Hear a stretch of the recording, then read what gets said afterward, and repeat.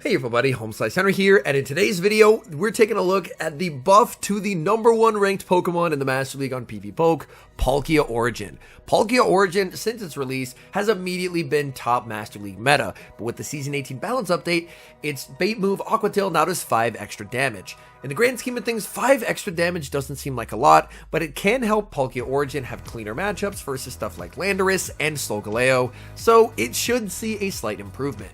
So without further ado, let's hop into the matches and let's check out some Master League practice battles testing out the newly buffed Palkia Origin. Hopping into the first match, and we see a terrific lead leading Xerneas into the Zygarde. They save switch into their own Xerneas. Unfortunately, I don't have a Ho-Oh available to hard punish their save switch, so I'm going to go for the Moonblast and then send in Landorus. Landorus will be able to absorb a Moonblast, and then I can look to farm up and then fire off the Sandsear Storm.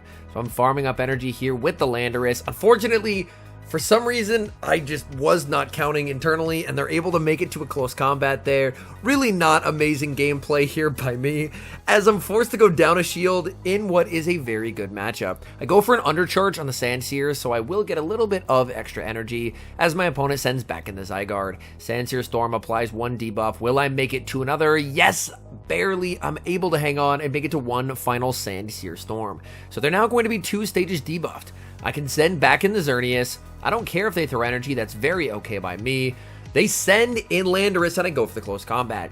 Whether they shield or not, I'm in a winning position. If they no shield, then I can threaten a farm down with the Palkia, but if they shield, then I should be able to use the newly buffed Aqua Tail to make quick work of them. Now, Sandsear Storm, of course, will come with a guaranteed attack drop, so these Aqua Tails are going to start to do less and less damage, but having higher base damage to start with is a definite plus, especially considering the never-ending storm of debuffs that is Therian Landorus. And I'm now going to fire off the Aqua Tail. This is -2 attack. Aqua Tail is going to be able to pick up that KO. In comes the Zygarde. I'm not in Earthquake range. The only way that I think I lose this is if I shield a Crunch and it debuffs, so I'm going to no-shield. The opponent does go for their win con, which is going for the Crunch, but I'm able to hold on to my shield. Moonblast is going to be able to KO the Zygarde, and 1 Geomancy will be able to take down Landorus. Tough lead in the next match, Xerneas into Landorus. My goal here is to stay in here for a little bit, tank a Sandsear, probably grab a shield with a Moonblast since Landorus is left a shield, and then save switch out of here to the Palkia to see what my opponent wants to do. With this team, I'm running more of an ABC style balance team, where it's not like a double dragon or something like that I've run in the past, as we end up save switching Palkia, and opponent sends in Zarude, which is pretty nice for us here. We can land the Spatial Rend, and I should be able to shield once and farm all the way down. But as I was mentioning, it's not like a double dragon or a double steel style team. It's more of a balanced team where the back 2 Pokemon are basically answers to the 2 best safe switches in the meta. We have the Palkia, which can answer the ever-present Landorus safe switch, and my own Landorus in case the opponent wants to try and safe switch a Dialga. I fire off the Spatial Rend. Opponent is going to commit the shield with the Annihilate. I decide to switch into the Xerneas. Xerneas able to get the Geomancy through as my opponent fires off their energy. They go for the Shadow Ball. I commit the shield, and now I can make it to the Moonblast. This will be massive overkill onto the Annihilate. Annihilate is getting KO'd. The Landorus is still extremely healthy. Landorus will be able to pick up the knockout with the Sandsear Storm, but before I switched out of the Palkia, I saved it on 1 HP with an Aqua Tail. Aqua Tail connects, massive damage to the Landorus. I can just send in my own. I'm not in danger of being knocked out by a Stone Edge. They need 2 Stone Edges to KO, so I can very comfortably absorb that damage, make it to the Sandsear Storm, and that's going to be a game over. We've got a battle of fairy types in the next match, Xerneas into Primarina. Primarina has definitely seen an uptick in usage now that Origin Palkia is as strong as it is. This opponent is actually choosing to run Waterfall on the Primarina. Waterfall, of course, makes it way better into the Landorus, but with Waterfall, it does mean that the Dragons might be able to fight back better against you. I decide to commit the shield as the opponent is going to go for the Disarming Voice, and now I fire off another Moonblast. Moonblast into the Primarina is going to be no-shielded. They're firing off energy. This is going to just about knock out here. The Disarming Voice. Oh, I survive on 1 HP, and it's a simultaneous switch. Palkia into Landorus. Landorus able to outpace and fire off the Sandsear Storm. That's perfectly fine by me. This simultaneous switch worked out incredibly well for me.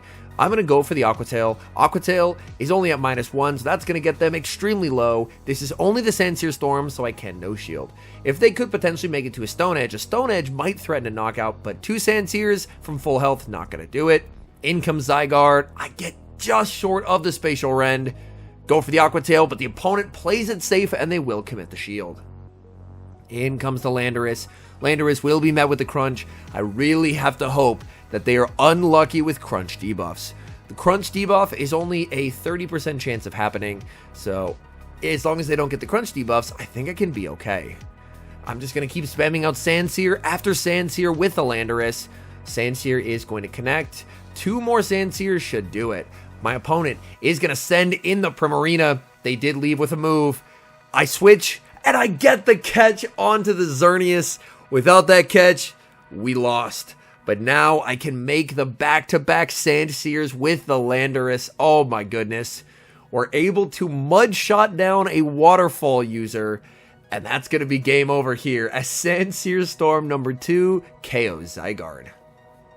We see a familiar lead in the next match, Xerneas into Landorus. Again, same game plan as before. I'm going to look to grab a shield and then safe switch out of here, as realistically, Xerneas probably has play into their backline because Landorus is oftentimes paired with dragons. So I am going to fire off the Moonblast, grab the shield, send in the Palkia, but my opponent sends in a Xerneas. Xerneas as well is a very good core pairing for the Landorus. And that is unfortunate, as my Palkia is going to have a terrible day here. I try and make it to another Aqua Tail, but very good counting by my opponent. They will go for the Moonblast, and that is going to KO the Palkia. In comes the Xerneas. They make it to the Moonblast. When I make it to the close combat, I am running Best Buddy boost equipped on the Xerneas, so I will guaranteed win charge stack priority over non-Best Buddy Xerneas. I go for the close combat just to get some damage, so that way hopefully I can put it into range where Landorus can mudshot down. Landorus looking for the mudshot down. I will commit the shield as Xerneas is going to fire off the Moonblast. Opponent switches into their own Lando. I can't remember their energy. I decided to let it through. It is just a Sandsear. Honestly, I'm not 100% sure if that ended up just being a bait call or if they just didn't have enough energy. But either way, I was like, you know what? I'm not going to shield because if it's a Stone Edge, I lose anyway. I go for the Stone Edge. I'm able to grab a shield from the opponent. I have a tough call to make. Now they do have enough energy for the Stone Edge, but I'm able to call the bait. I continue to farm, and I win the coin flip CMP tie. We're both 15 attack Landorus at 50, so that's a 50-50 chance. In the back, oh my goodness, level 50 Tapu Koko. You gotta respect the spice. Sandsear Storm doing heavy damage. Opponent will go for the Nature's Madness. As long as they aren't able to catch, I should have this game won. I'm going to farm up with the Landorus. They try for the catch onto the Xerneas, and the Xerneas just gets farmed down, and I'm going to be able to take this. That got really close in the end game there. I had to call a bait with the Landorus, but we're able to take the win. Moving to the next match, we see a very positive lead with the Xerneas leading into Dialga Origin. Oftentimes, I will just go straight Moonblast in this matchup, but I wanted to try something a bit different. So I build up to the Moonblast, and I go for the close combat. My thought process here is if I'm able to grab a shield from the opponent with the second close combat, then I can probably end up switching into the Palkia and snipe them before they make it to a Roar of Time. But instead, they try and go for a catch, they safe switch Ho-Oh, and I get to respond with the Palkia Origin. Aqua Tail connects, that does big damage to the Ho-Oh. Ho-Oh is unable to hold back-to-back charge attacks, its charge attacks are too expensive, so they will go for the Brave Bird, and I'm able to farm down before they make their next move.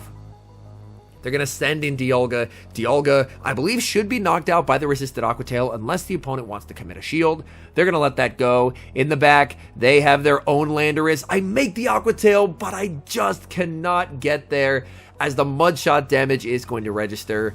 And now, this is actually looking a bit scary. They have a big energy head start on the Landorus, and I end up shielding a Sandsear Storm bait. Oh, that hurts. I'm going to bait back, and I do get the shield from my opponent. The good news is they do still need 2 Stone Edges to knock me out here. They're going to go for Stone Edge number 1.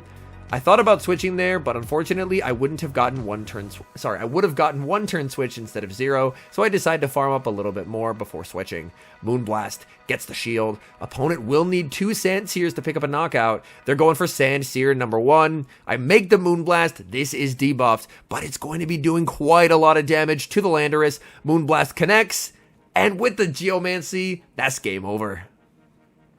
Oh my goodness. Last game Origin Palkia, this game Origin Dialga. Opponent is going to save switch into the Therian Landorus, and I get to respond with Palkia. In the Zero Shield, this can actually get a bit uncomfortable for the Palkia if the Landorus is able to make a Sandseer plus a Stone Edge. I'm not 100% sure on if it flips it, but I know it gets very, very close. In this instance, they only built up to the Sandseer. I decided to commit the shield just to preserve HP. In that instance, since they didn't build up to the Stone Edge, I technically didn't have to shield it, but I was thinking, you know what, if I shield, I can make a Spatial Rend, and even at -2, this is going to do quite a lot. The Spatial Rend connects, getting my opponent deep into the red. I'm going to send in the Xerneas, and in the back, it's a Solgaleo. So this is looking very, very good for me. Even down a shield, Landorus' ability in these type advantage matchups to just apply constant debuffs with the Sandseer Storm should put me in the driver's seat. They build up a lot of energy, but they were short of a Solar Beam, so I do not respect it. It is going to be the Flamethrower, which does some very respectable damage even at -1. They're firing off energy. This should be the Psychic Fangs. I need to watch for a potential catch and see if their clock will be up in time. It looks like their clock barely will not be up in time, so I'm able to fire off the Sandseer Storm. That's going to connect. They send in the Palkia. I can send in the Xerneas. Xerneas not in any danger of getting knocked out. Even if they happen to have something like Hydro Pump, I would still tank it from the health range. And I get to leave with so much energy there. Xerneas doing a little bit of a dance as close combat is going to KO. We see a tough lead in the next match, Xerneas into Solgaleo. Solgaleo, I do have 2 better responses to in the back, but I'm actually going to stay in and go for a close combat before I switch out. I ran Solgaleo lead a lot last season, and the Xerneas leads that I found the most difficult to beat were the ones that went for the close combat and dip strategy, so I'm trying out their strategy to see how it works. I save switch into the Origin Palkia, opponent responds with a Shadow Dragonite, and this is a lot tougher for Origin Palkia than a regular. I could shield and take switch, but instead of that, I actually decide to let this through, because I want energy on the Xerneas. It doesn't matter if Dragonite gets to a move, I want to be able to make it to another close combat, because after 2 close combats, unfortunately for my opponent, the Solgaleo is not going to have a lot of HP left. In comes the Solgaleo. They're going to win charge attack priority. This could be the Iron Head. I'm going to let this through. It is not the Iron Head. It's just going to be the Psychic Fangs. I can fire off the close combat. That's going to get them deep into the red. In comes the Landorus, and they're going for a Psychic Fangs debuff before they switch out. Psychic Fangs, I'm not going to be shielding in the back. It's a Steel Wing Kyurem, and since it is Steel Wing, at least they don't have a lot of fast attack pressure, but it does mean they're going to be getting to these Glaciates very quickly. I need to shield everything here, as Glaciate is double super effective. My opponent actually ends up baiting with the Dragon Claw. I think baiting here, while it is cheaper, I don't think it's necessarily worthwhile because you don't get the debuffs, whereas had they gone for 2 Glaciates, I could have been at -2 attack, and the Stone Edge wouldn't have KO'd. Whereas now, I'm able to pick up a knockout with the Stone Edge. They can send in the Solgaleo, but due to my overfarm, I am going to be able to make it to the Sandseer Storm and take the win. Moving to the next match, leading Xerneas into Zekrom. Okay, terrific lead. Opponent save switches into Landorus, and I'm going to respond with Palkia. Palkia going to be met with the Sandseer. That's not going to be a problem whatsoever. I'm going to look to farm up energy here and then go for the Aqua Tail right before they make their next Sandseer. This Aqua Tail, opponent has a choice to make. They let it go. I'm looking for the farm down, but the opponent gets new mechanic, unfortunately allowing them to make a Stone Edge. They only end up going for the Sandseer Storm, but I end up needing to shield because a potential Stone Edge there could actually knock out. So now I'm down a shield. I go for the Spatial Rend. They can barely survive because I'm double debuffed. In the back, it's Ho-Oh, and unfortunately, I've actually lost this game. If my opponent didn't get new mechanic there, and they weren't able to make it to what could potentially be a Stone Edge, then in the 2 shield, I would be pretty okay here as the Landorus, but down a shield and down energy, I don't have a win con in this match. I'm going to try and play it out and just debuff as much as I possibly can, but realistically, there is not a situation in this game in which I win anymore. they have enough for a move, so I just decided to go for another Sandsear. It does basically no damage. Like, they're at -3, but they can just switch out and reset the debuff, and I don't have a way of winning. Since these are practice battles with members of my Discord, I'm not going to be top lefting. If this was a Go Battle League battle, I would have already top lefted a ways ago, as there's just no longer a win con. But I figure, since it is a practice battle, it's kind of fun to end up playing it out. My Xerneas will get the farm down, but the Ho-Oh reset the -3 attack drop, and they left with the charge attack loaded, so Brave Bird is going to mean goodbye to the Xerneas, and we finally do lose a game with the team. Hopping into the final match, we've got the Battle of the Deer, Xerneas versus Xerneas, but my opponent does not have Best Buddy Boost equipped. This is quite nice for me, as I can guarantee winning charge attack priority, and therefore guarantee winning the mirror as long as I decide to match shields. But actually don't, I am going to decide to let this go.